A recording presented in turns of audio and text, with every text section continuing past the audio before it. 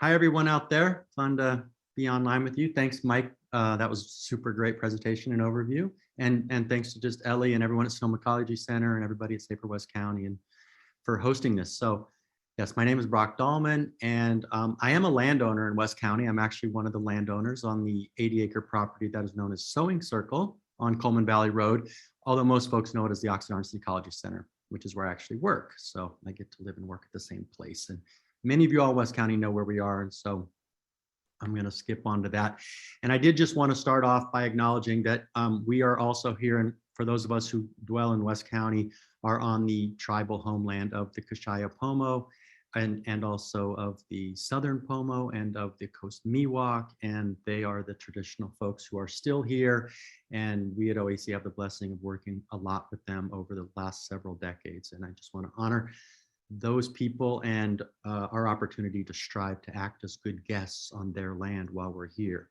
And hopefully the work we're promoting here counts as being a good guest in restorative ways.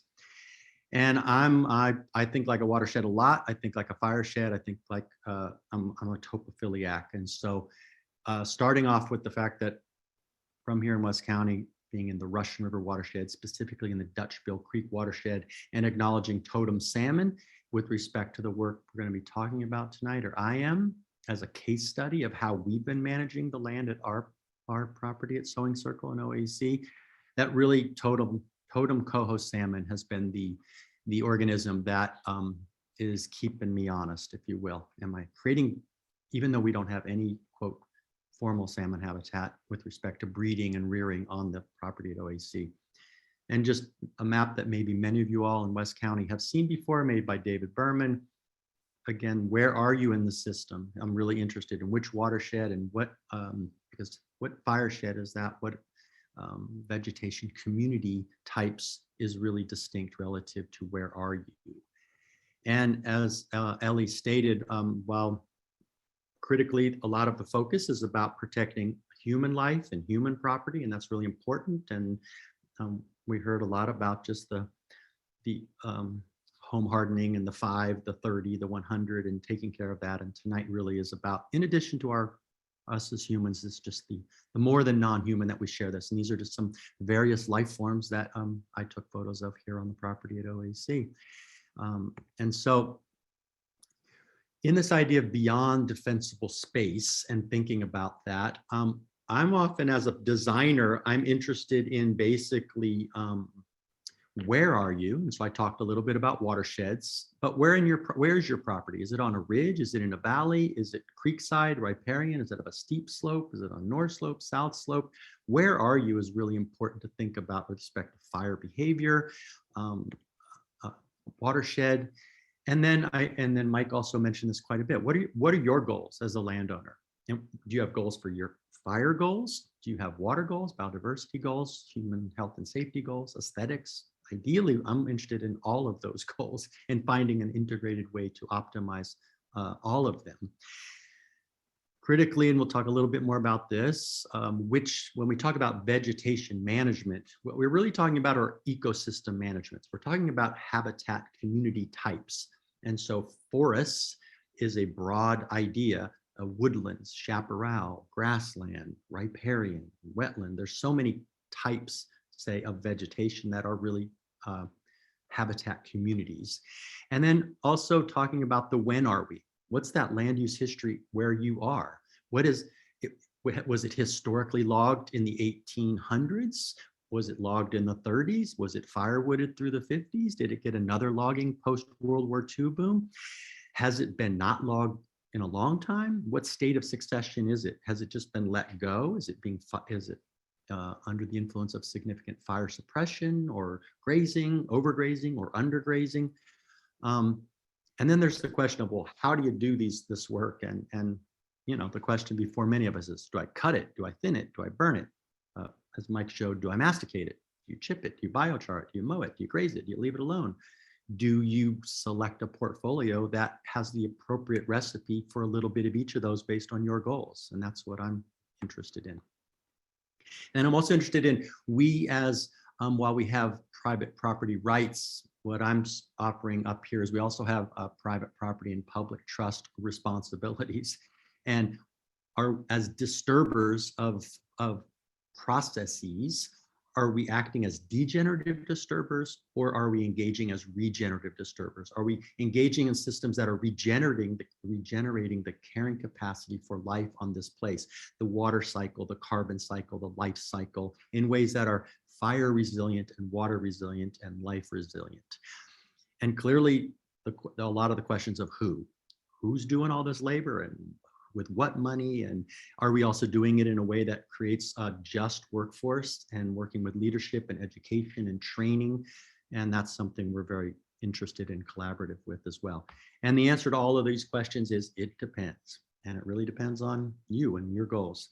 And so I think this kind of fire is this wind-driven fire that we've all been tragically witness to, some more than others, throughout Northern California, Sonoma County, as of the last number of years, is what has certainly got a lot of folks woke to this reality check. And even though those of us who started the West County Fire Safe Council in 2003, I can tell you it was a hard sell back in 2003 to get people to want to form a fire safe council. And I'm super happy that that's not the case right now.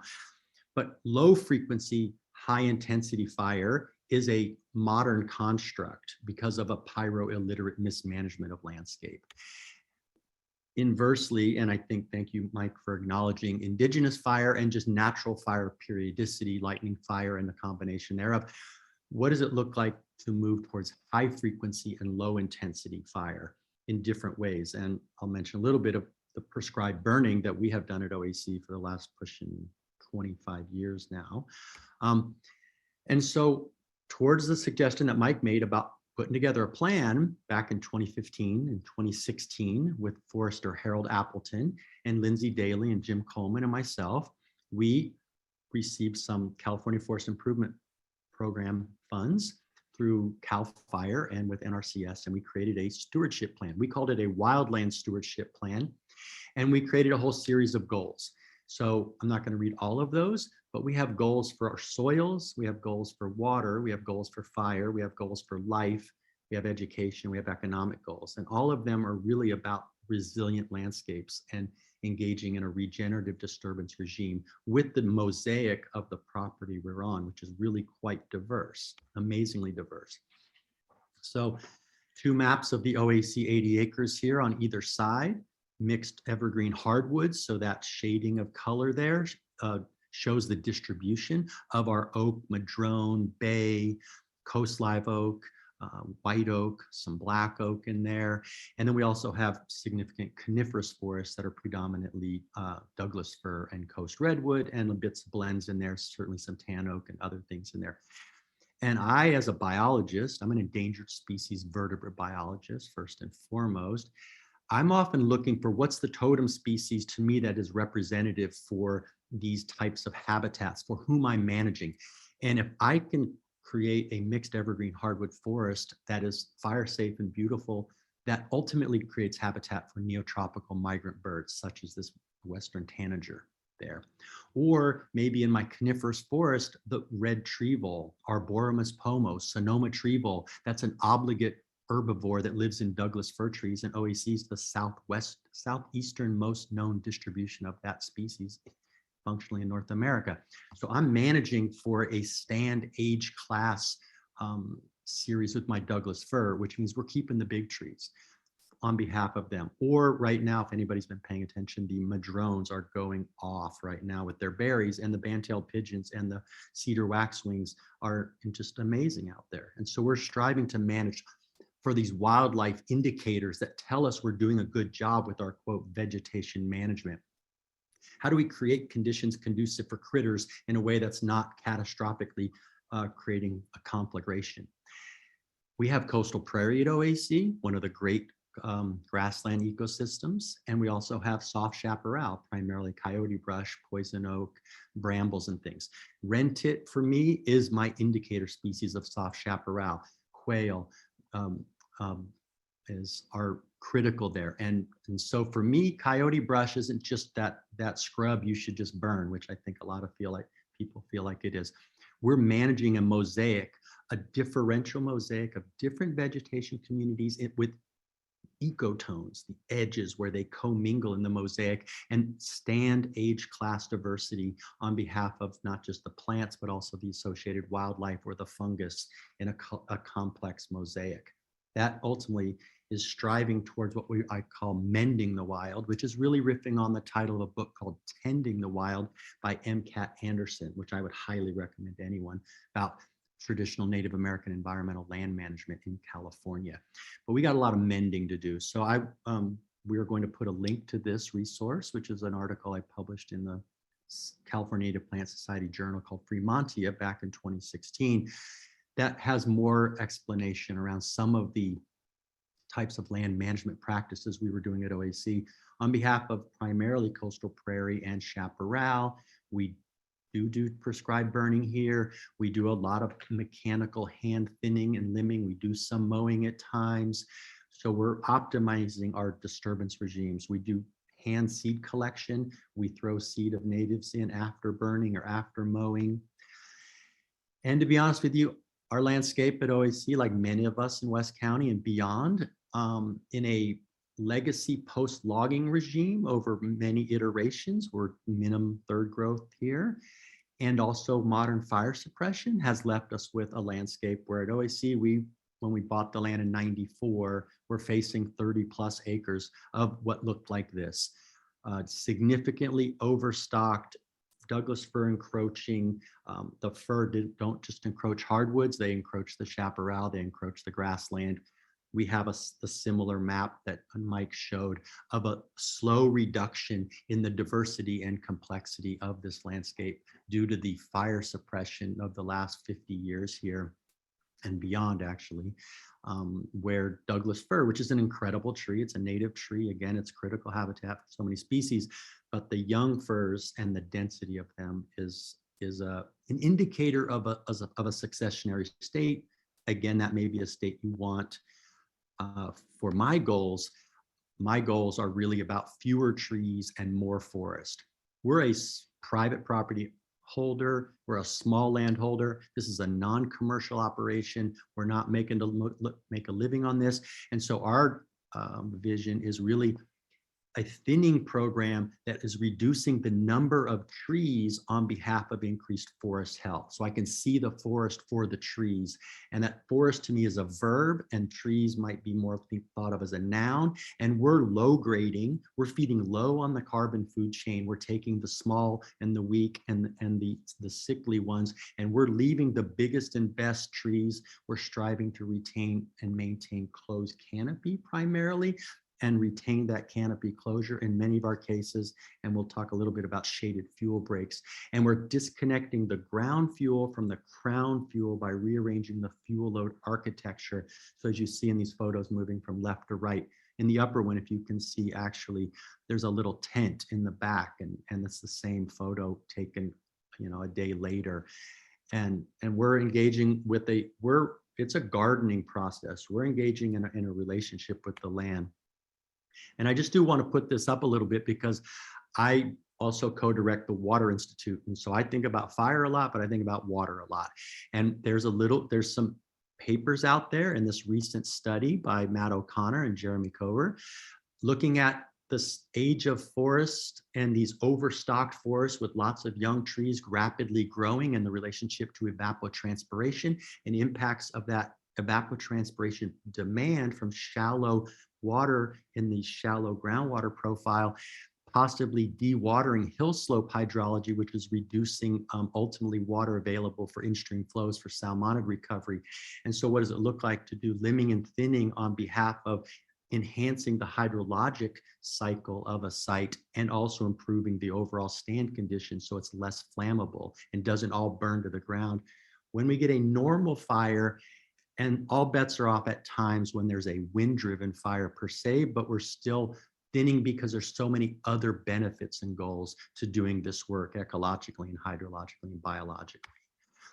So for us to get into a stand like this image where there's a limbing and a thinning, and these photos are not at OAC, by the way, but a project I was supporting some folks on, where there was Douglas fir encroaching into hardwoods and oaks. So on the upper left, we, with a group of folks, we limbed up many of those firs, and some of those firs we took out. We felled the trunks primarily on the contour, and then the green boughs and the pliable material we skidded down off the slope in this ginormous gully that you can see in the lower left that's been eroding away, calving off, dumping dirt into a salmon stream down below. And as gullies in size, they de-water the volume of hill slope hydrology and the amount of water that can be held in the hill slopes. So they're a desiccating agent as well as a water polluting entity, but through sediment delivery. And so we strategically are packing these gullies in a very intentional methodology, placing bough by bough by bough by bough in a linear or a layered, like a layer cake, that creates a microfibrous organic gauze bandage to staunch the bleeding of this gully wound that's happening. And then that material, that organic material, slowly composts in place. And as water delivers sediment particles and debris, it locks itself in and it becomes a carbon sequestration sponge. And so our mantra here is slash is not trash, it's beneficial biomass. And waste is not our in our vocabulary here. So there may be a whole suite of beneficial biomass reutilization portfolio. So again, as Mike said, that's incredible material. And it's the product of photosynthesis and all of this biological material. That's all carbon-based material. There may be times that you choose to burn it strategically in a burn to produce something called biochar, that you're going to harvest the biochar to utilize for soil improvement and soil health and such. And that's really cool. In some cases, we just pile the brush and don't burn it and strategically place it in ways to make a wildlife habitat pile, a place for the quail to hide in, or a place for a wood rat, the dusky-footed wood rat, to make a nest in. And I'll talk about them. There are times when we do burn piles because we need to move that biomass out. And so small burn piles when it's legal and it's in season and you've got your permits lined up. The lop and scatter is a treatment that Mike talked about where we may be limbing, thinning, and then laying material on the ground. Ideally, you're compressing it and cutting it and lopping it to below 18 inches on the ground and managing the density of it. To be honest with you, this photo is a little bit dense. It's not one, I realized I didn't have one from our lop and scatter here, came from the web. We also lop and lay on contour, and we may lop it and strategically place these as little contour bundles of carbon that we iteratively break up slope lengths on contour that slows water flow and intercepts leaf litter and creates little microhabitats and for carbon sequestration. I'm going to talk more about packing this brush like I just did into head cut gullies. There are definitely times when you need to chip it. You may chip it and haul it. You may chip it in situ. You may chip it and use it for compost. You may chip it for mulch. And then we also look a lot at our Douglas fir and honor those round poles and utilize them for construction. They're incredible construction material for on-site here. We don't have a timber harvest plan. We're not selling lumber or non-merchantable timber is what we're dealing with here. So this is not a commercial operation. And we have done prescribed fire here since the late 90s. This was our first controlled burn back in 97. And we've burned iteratively, primarily in grassland and a little bit in chaparral. And we do have a burn permit pending right now to do a 4.5 acre understory burn in an oak woodland system that we've prepped, and the fog shut us down last Friday, but we're going to get it done. We have breeding northern spotted owl on this property, the endangered species. And you know what? We didn't have spotted owl breeding here when we first moved here. I'm a spotted owl biologist, a marble mirror biologist. That's what I do. I'm an ornithologist. And I know we didn't have them. And we had our first entry in an area back in the late 90s, early 2000s, and we limbed and thinned 10 acres back there. And we opened up those what were called dog hair thickets that were impenetrable to everybody. Deer couldn't move through them, people couldn't move through them, and owls couldn't fly through them and hunt anything in them. And in the process of limbing, thinning, opening up that material, fewer trees, more forest, reutilizing the biomass and creating space, what we witnessed is that basically 8 years ago, a pair took up residence here, and we've produced 2 baby spotted owls out of that nest for the last 7 years in a row. And the primary place, once the owls have fledged, that we see them go and set up shop and wait for their parents to bring them a wood rat to eat, which we've witnessed many times, is in these areas that we opened up and we limbed and we thinned on behalf of fuel load. And the carbon went to water and went to carbon cycles, but we're also actually thinning to create spotted owl habitat. We're weird at OAC. We love the endangered species, and we're creating habitat for them on our property by design and intention. And wood rats, you want to be weird? We're actually creating wood rat habitat in that beyond the 100-foot zone. In the backcountry, dusky footed wood rat for us here is the dominant prey base for the northern spotted owl. Sonoma tree voles are also a prey base for them. And also Steller's jays. I found a lot of Steller's jay feathers and spotted owl pellets, to be honest with you. So we use a lot of biomass and strategically pilot in certain ways to create wood rat habitat nests, which is, we think is really fun. So here's a project where back in 2000, we were working with what was then called the Marin Conservation Corps. It's now North Bay Conservation Corps, in an area, and you can see that oak tree. There's 4 little trunks of an oak tree, and all around it is just an overstocked, dense Douglas fir thicket. So we got in there with a crew of these youth, limbed it, we thinned it, we opened it up, and then we took all that material because it happened to be in an area where there was a really significant gully, like 6 feet wide and 5 feet deep and 50 feet long, that had been dumping raw sediment into the stream below and resulting in the delivery of sediment to Dutchville Creek down below, where the steelhead and the coho spawn. And sediment is the single largest pollutant and most important impact on the spawning and rearing of our endangered fish downstream. So we took that material, thinned it. You could see the same oak tree in the center there, the cluster of 4 trunks, and we placed it in an arrangement like a beaver dam. We're upland beavers. We don't have real beavers here, so we get to just embody our bipedal beavers. And we place this material structurally in a way that allows that flow of water to hit that, be biofiltered, slow down, drop out sediment, sequester sediment in situ for storage, and then break down. So we are getting sediment sequestration, groundwater recharge, upland gully stabilization, carbon sequestration, clean water out on behalf of salmon in a system that is more fire resilient and sequestering carbon. And we get to do it with youth who are on the job training. I'm a herpetologist as well. And so I think a lot about the leaf litter life and the understory and the small leaf litter of the detritus and the leaves and the breaking down organic matter. And so to be honest with you, for us as a small landholder in a non-timber based scenario, we only do handwork in our forest. And it's chainsaws and some loppers and some pole saws and things of that nature. We're not running masticators here in the forest.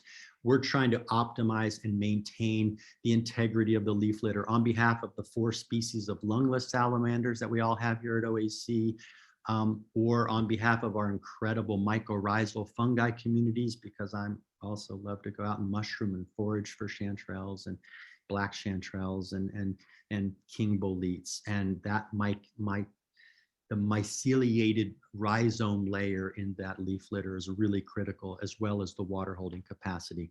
And I'm also super geeked out on these little native endemic spiders that are called turret spiders that build these little turrets. I think they're ought to be called a snorkel spider, because what that is it's a snorkel that sits above the surface. So when we get that atmospheric river rain event like we just had in October, where we got 20 inches at OAC in 5 days, that sheet flow doesn't go down in their silken burrow. And they're these amazing spiders that are endemic, and they're indicators of a certain stage of succession where the leaf litter community has integrity and hasn't been completely squished and smushed and had a Cuisinart run over the top of it and turned it into bare dirt. And so these again are totem indicator species that support our management strategies and tactics and practices to unfold. We have lots of invasive broom on this site. We have both French and Scotch broom. And so at times of year when the seeds on the broom there are no seeds on the broom, which is either now, to be honest with you, all the way through until kind of early spring. we will lop it, we're going to cut it, we're going to pull it with weed wrenches, we're going to remove it from where it's invading in the grasslands and the chaparral, and then we're going to use that material for an incredible gully stuffing. It's a gully food, and we'll place it in a head cut like this one in the photo here. Again, there's a strategic way to do that. This next year, we'll ideally be offering some tours to the community. Maybe we'll get some half-day DIY hands-on trainings.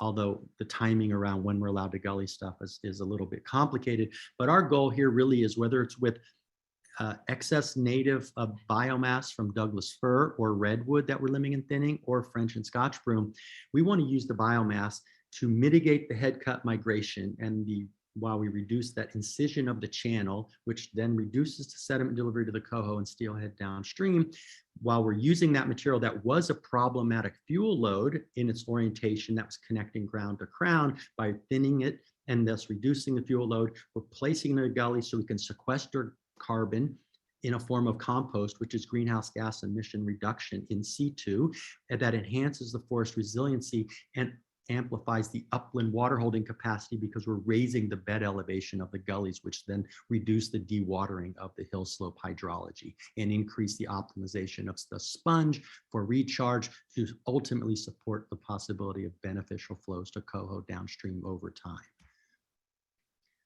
Yep, we got permits to stuff them gullies. So we actually here this fall, we applied for a permit from the North Coast Regional Water Quality Control Board and one from California Department of Fish and Wildlife.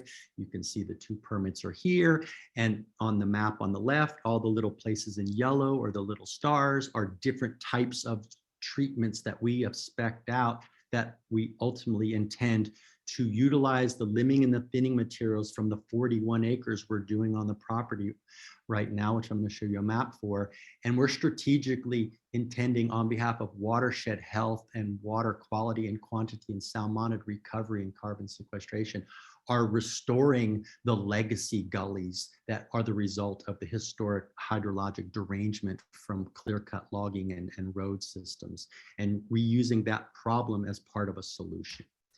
And so again, more placement strategically, and we're an education center, so we have a lot of opportunity where many hands make light work. And this, if it'll run for us, is just a time lapse of a gully that you can see dead center. There's about a 4-foot head cut, about 8 feet wide, with another one above. And we did some limbing with folks.